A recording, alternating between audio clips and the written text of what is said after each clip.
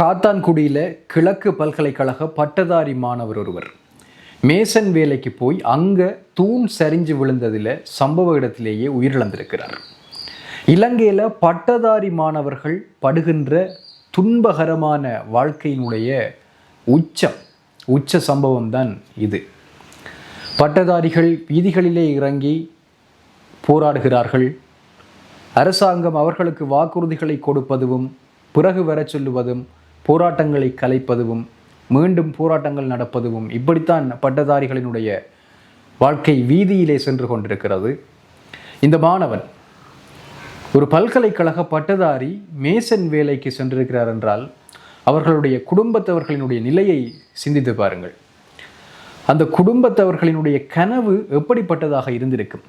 அந்த மாணவன் அந்த பட்டத்தை வாங்கிய போது அந்த குடும்பம் எப்படிப்பட்ட ஒரு மகிழ்ச்சியை அடைந்திருக்கும். அவர்களுடைய தாய் தந்தையரை நினைத்து பார்க்கிறேன் நான்.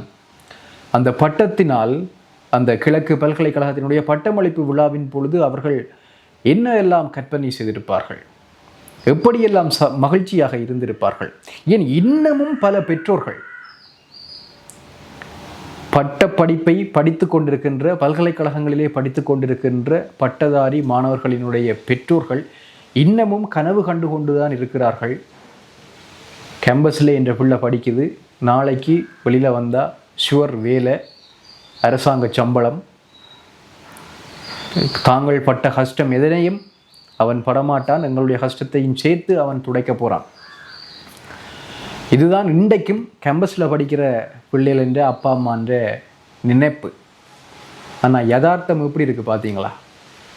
கட்டிடத்தில் தூணிடிஞ்சு உயிர் போகிற அளவுக்குத்தான் பட்டதாரி மாணவர்களுடைய யதார்த்த வாழ்க்கை நிலை. அரசாங்கத்தை குற்றம் சுமத்தலாமா, இல்லாட்டி குடும்பத்தை குற்றம் சுமத்துறதா, இல்லை அந்த வேலைக்கு போன அந்த பெடியனை குற்றம் சுமத்துறதா, இல்லை அந்த வேலை கொடுத்த கொம்பனியா கான்ட்ராக்டரா யாரோ அவரை குற்றம் சொல்கிறதா? இலங்கையில் கட்டுமான துறையினுடைய இந்த கூலி தொழிலாளர்கள் வேலை செய்கின்ற பொழுது அவர்களினுடைய பாதுகாப்பு என்பது மிகப்பெரிய கேள்விக்குறி. அது வேறு விஷயம். அந்த டிபார்ட்மெண்ட் எடுத்து கதைச்சால் அது புரிம்பா போகும். அது இந்த துறையில் தொழிலுக்கு போகிற மேசன்மார் கூலி வேலையாட்களினுடைய பாதுகாப்பு குறித்து இந்த அடிமட்டத்தில் இருக்கக்கூடிய கம்பெனிகள் அல்லது ஒப்பந்ததாரர்கள் எதுவிதமான கரிசனைகளையுமே செய்வது இல்லை. ஏன் பெரிய பெரிய கம்பெனிகளில் கூட அதை எவ்வளவு தூரம் ஸ்ட்ரிக்டாக ஃபாலோ பண்ணினோம்ன்றது மிகப்பெரிய கேள்விக்குறி. இந்த இளைஞனினுடைய சம்பவத்தில் கூட அந்த தூண் இடிந்து விழுந்திருக்கிறது. அந்த தூணை எப்படி போட்டார்கள், ப்ராப்பராக பாதுகாப்பாக போட்டார்களா? இப்போல்லாம் கன்ஸ்ட்ரக்ஷன் 2 மாதம் 3 மாதத்தில் முடித்து கொடுக்கணும் என்ற போட்டியில் எந்த ஒரு அடிப்படை கன்சர்ன்ஸுமே இல்லாமல் தூணுகளை கட்டி எழுப்புறதும் அதை காய விடுறதுக்கு முன்னமே அதுக்குன்னு சொல்லி ஒரு டைம் பீரியட் இருக்குது. இவ்வளோ உயரத்துக்கு தூண் போட்டால் அது இவ்வளவு நாள் அதுக்கு மேலே வேலை செய்யக்கூடாதுன்ற ஒரு நிபந்தனை இருக்குது. அது இல்லாத இப்போ கருத்தில் சொல்கிறதே இல்லை. ஒரேடியாக 10 அடி 12 அடி 20 அடிக்கு தூணை எழுப்பி விடுறாங்க ஒரே நாளில், 3 நாளில் 2 நாளில், ஏன் சில நேரம் அடுத்த நாள்லே பெட்டி எல்லாத்தையும் கலட்டி விடுறாங்க.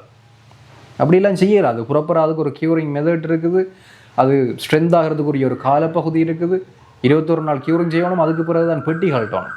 இங்கே எனக்கு தெரிஞ்சு அப்படித்தான் ஏதாவது நடந்திருக்கு. ஒரேடியாக தூணை கட்டி எழுப்பி வச்சிருப்பினும் அது பச்சையாக இருந்திருக்கும். அடுத்த நாளே பெட்டியை கழட்டியிருப்பாங்க. இல்லாட்டி அது செங்கல் கட்டுமானம் போல் இருக்குது, அதை ஒழுங்காக ப்ராப்பராக மெயின்டைன் பண்ணாமல் இருந்திருக்கீங்கன்னா விழுந்துருக்குது, ஆள் முடிஞ்சு. இதுக்கெல்லாம் கவர்மெண்ட் பதில் சொல்லுமா? இப்போ கடைசியாக இந்த சிறைச்சாலையில் கலவரம் நடந்தது. அங்கு இறந்த போலீஸ் அதிகாரிகளுக்கு சம்பளம் 60 வயசு வரைக்கும் கொடுக்க போயினோம். அதுக்கு பிறகு பென்ஷன் கொடுக்க போயினோம் குடும்பத்தவர்களுக்கு. அதை விட நட்ட ஈடு கோடி ரூபாய்கள் கொடுக்கப்பட்டிருந்தது. அதில் எந்த தவறுமே சொல்லவில்லை. ஆனால் இந்த இளைஞனுக்கு ஏதாவது இழப்பீடு கொடுப்பார்களா? அரசாங்கம் கொடுக்குமா? பட்டதாரிகளை அரசாங்கம் பொறுப்பெடுக்குமா? இந்த அரசாங்கத்தை நம்பித்தானே கேம்பஸுக்கு போகிறாங்க. கேம்பஸில் ஒரு கோர்ஸை ஏன் செலக்ட் பண்ணுறாங்க?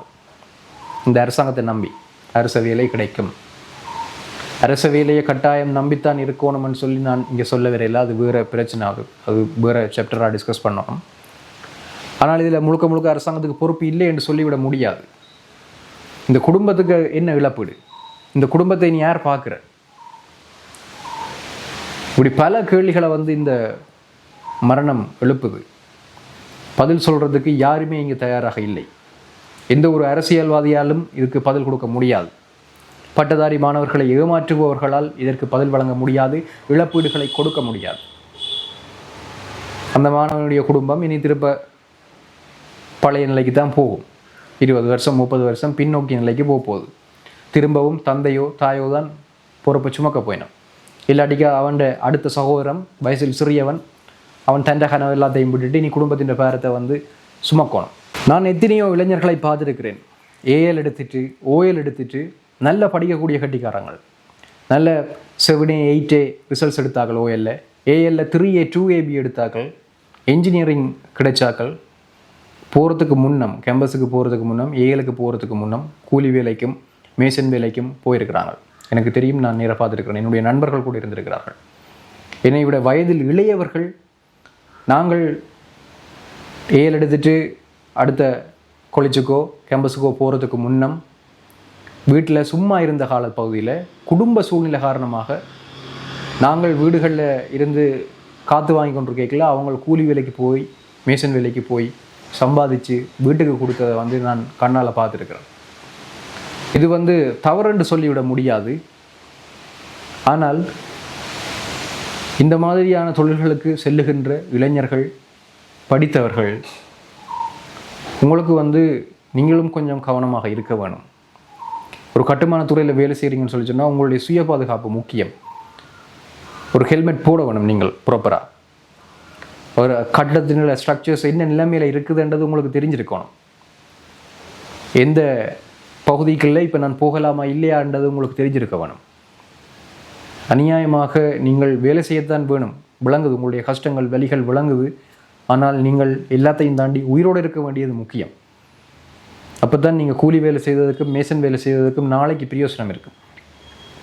உங்களுடைய குடும்பத்தவர்களுக்கு அது பெருமதியானதாக இருக்கும்.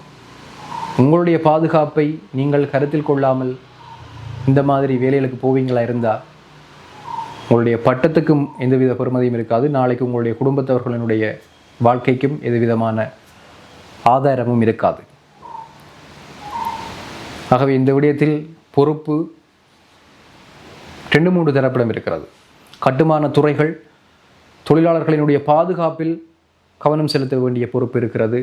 அரசாங்கம் வேலையில்லாத பட்டதாரிகள் தாங்கள் சுயமாக தொழில் முயற்சிகள் செய்கிறார்கள் என்றால் அவர்களுக்கு என்ன உதவிகளை செய்யலாம் என்பது தொடர்பாக அரசாங்கத்துக்கு பொறுப்பு இருக்கிறது.